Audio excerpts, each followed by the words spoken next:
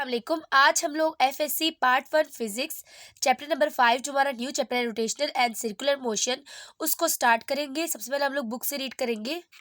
तो स्टूडेंट्स यहाँ पे angular motion. In chapter 3 we discuss the motion of an object moving in a straight line. Chapter 3 में हम लोगों ने क्या पढ़ा है? Motion of an object in straight line पढ़ा है। There are numerous cases of angular motion about some fixed point. For example, a satellite orbiting around the earth. एक सैटेलाइट है, वो अर्थ के अराउंड घूम रहा है। A car moving around a corner, a stone or the end of a string, the motion of fans, wheels, etc. are all examples of angular motion. Angular motion के सब क्या एग्जाम्पल?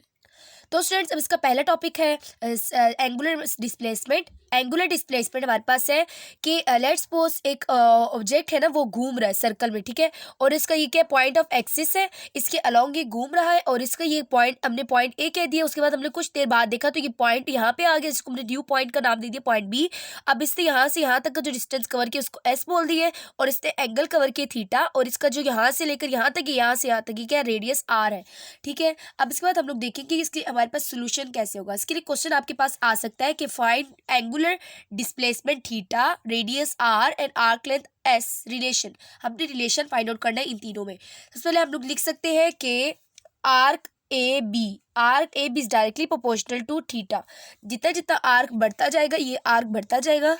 अब स्टूडेंट जैसे जैसे ये आर्क बढ़ता जाएगा ना ए बी का, वैसे वैसे हमारे पास थीटा भी इंक्रीज होता जाएगा। तो इसलिए हम लोगों ने कहा है कि arc A B is directly proportional to theta. इसका क्या मतलब है? आर्क ए बी की जगह मैं क्या लिख सकती हूँ? एस भी लिख सकती हूँ। तो S is directly proportional to theta, यानी एंगल की डायरेक्टली प्रोपोर्शनल है। अब नेक्स्ट स्टेप में मैं क्या कहूँगी? एस इज इक्वल टू, अब कॉन्स्टेंट में लगाना चाहती हूँ, यहाँ पे मैं कॉन्स्टेंट लिख देती हूँ, कॉन्स्टेंट थीटा लिख दिया। अब नेक्स्ट काम आप लोगों ने क्या करना है कि कॉन्स्टेंट की जगह कोई एक कॉन्स्टेंट लगाएंगे, के लगा देते के थीटा। हमारे पास ये क्या बन गया? इक्वेशन नंबर ए बना दी इसको मैंने। तो हमारे पास ये क्या बन गया? S is equal to k theta. अब स्टूडेंट्स इसके बाद हमें क्या कहा हुआ है? अगर हमारे पास S, if S is equal to r, S is equal to r, then theta is equal to 1 radian. तो हमारे पास ये क्या होगा? देन थीटा हमारे पास क्या होगा? Is equal to 1 radian. हम लोग यहाँ पे थीटा जो लेंगे वो रेडियन में लेंगे, ठीक है। तो हमारे पास ये क्या आ जाएगा? इक्वेशन ए हमारे पास बन जाएगा, equation A is equal to R के 1 रेडियन, 1 को मल्टीप्लाई करेंगे, आर इज इक्वल टू के किसके बराबर आ गया? आर के बराबर आ गया। स्टूडेंट हमने ये किया क्या है? S is equal to R, ये एस का ये डिस्टेंस हम लोगों ने किसके बराबर ले लिया? आर के बराबर ले लिया। अब मैंने यहाँ पे थोड़ी फिगर थोड़ी छोटी बना दी है। अब बड़ी फिगर में क्या होता है? यहाँ पे ऐसे होता है, और ये हमारे पास ये एस, ये हमारे पास थीटा बन रहा है, और ये बस आर बन रहा है, ये एस बन रहा है, ये आर बन रहा है। अब देखिए यहाँ पे इसका डिस्टेंस इतना और ये बराबर नहीं लग रहा है आपको? लग रहा है ना? तो S is equal to R हमने इसीलिए लिया है। अब यहाँ पे थोड़ी फिगर छोटी बनी है। अब यहाँ पे अगर आप लोग देखें एस, आर और आर ये तीनों बराबर लग रही है, तो हमने क्या लिखा? S is equal to R. तो हमारे पास थीटा क्या बन गया? थीटा हमारे पास 1 रेडियन जब होगा, एस हमारे पास आर के बराबर होगा, तो हमारे पास के किसके बराबर आ जाएगा? स्मॉल आर के बराबर आ जाएगा। अब इसको put k is equal to small r in equation A में पुट किए, तो हमारे पास क्या आ गया? S equal r theta. तो स्टूडेंट्स हम लोगों ने ये रिलेशन निकालना था। अब इसके बाद हमारे पास क्या होगा? वेक्टर फॉर्म में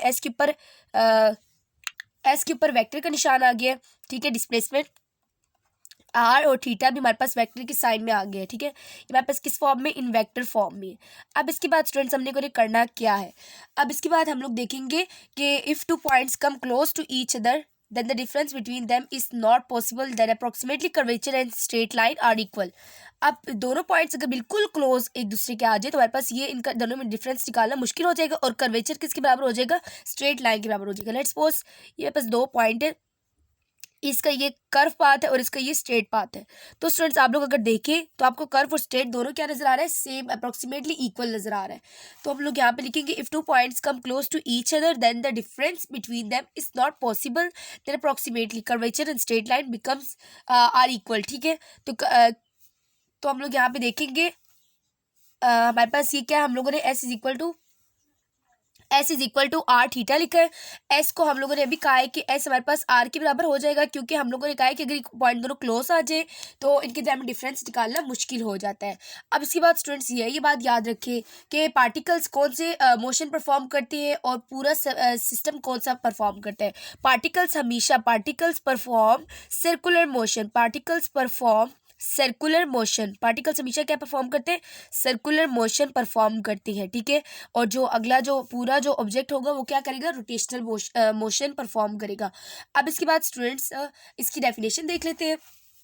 डेफिनेशन हमारे पास है the angle subtended, the angle subtended, angle subtended, the angle subtended bye particle, the angle subtended bye particle, किसी भी पार्टिकल जो एंगल सबटेंड करते एक एंगल बनाता है on the centre of circle, on the centre of circle, circle के centre में। अब डेफिनेशन में लास्ट में लिख रही हूँ, on the centre of circle while moving along, while moving along circle, while moving along circle, circle में घूमते हुए। इसको हम लोग क्या बोलते हैं, कॉल्ड एंगुलर, एंगुलर का मतलब एंगल बनाना, डिस्प्लेसमेंट, एंगुलर डिस्प्लेसमेंट यानी एंगल वाला डिस्प्लेसमेंट कवर करना, ठीक है स्टूडेंट्स।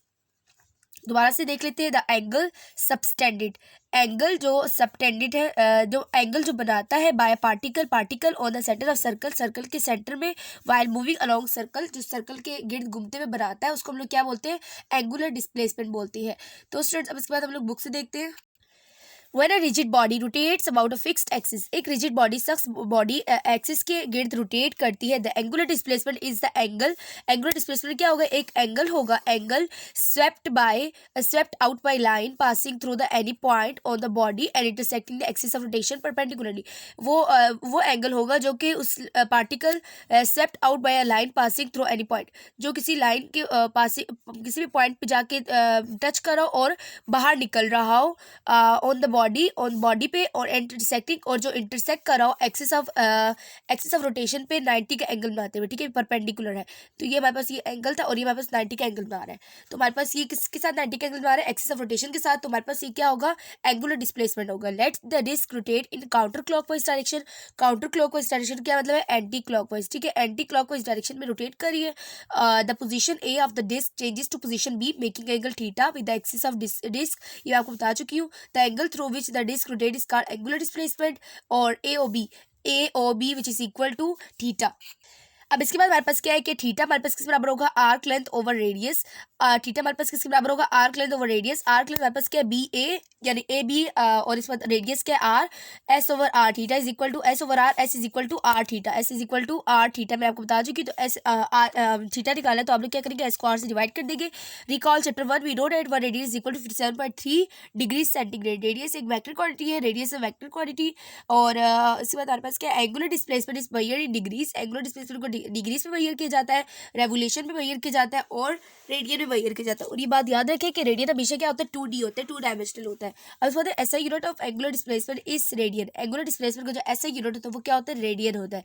तो स्टूडेंट्स उम्मीद करती हूँ लेक्चर आप लोगों को पसंद आया होगा। लेक्चर पसंद आए तो लाइक करें, दूसरों के साथ शेयर करें और चैनल को सब्सक्राइब करना ना भूलें। इंशाल्लाह नेक्स्ट लेक्चर हम लोग एंगुलर वेलोसिटी करेंगे। तब तक के लिए अल्लाह हाफिज़।